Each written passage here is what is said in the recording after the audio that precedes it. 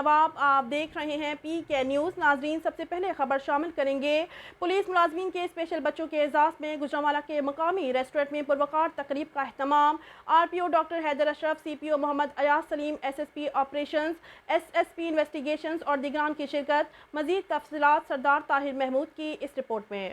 City police officer محمد ایاز سلیم نے police ملازمین کے اسپیشل بچوں میں خوشیاں بانٹنے کے لیے پروقار تقریب کا اہتمام کیا۔